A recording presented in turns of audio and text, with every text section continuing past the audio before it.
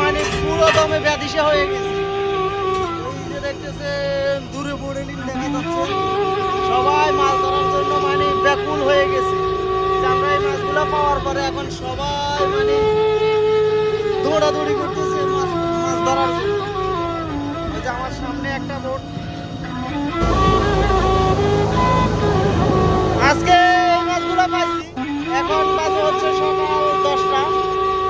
তো পুরো দিনের মনে করেন বেতন হয় নাই, পুরো দিনের বেতন হয় নাই, তবুও আলহামদুলিল্লাহ যা পাইছি আলহামদুলিল্লাহ।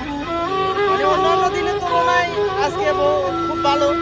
কোনো কোনো সময় মনে করেন পুরো দিন সাগরে 11 জন মানুষ পরিশ্রম করি, হয়তো দেখা গেছে মাছ পাই না। আবার অনেক সময় হয়তো এরকম মনে করেন 8-9 বোট 4-5 বোট পাই যায়। তো 4-5 বোট মাছ পাইলে মনে করেন বাংলাদেশের মিনিমাম আমাদের প্রায় 8-9 হাজার টাকা মনে করেন ইনকাম হয়ে যায়। আর বাংলাদেশের 8-9 হাজার টাকা স্যালারি পড়ে যায়, মানে সব সময় না আর কি। তো আজকে মনে করেন এই মাছগুলো পাইছি, এখানে কত বাংলাদেশের হয়তো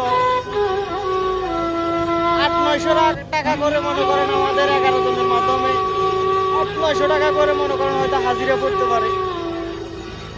তো যাই হোক আলহামদুলিল্লাহ, একেবারে খিল যাওয়ার চাইতে মনে করেন কম পাইলেও ভালো, যদি না পাই তাহলে মানে মনটা খারাপ হয়ে যায়। তো যাই পাইছি আলহামদুলিল্লাহ, আল্লাহ তাআলা ব্যবস্থা করে দিয়েছে, শুকরিয়া আল্লাহ তাআলার দরবারে।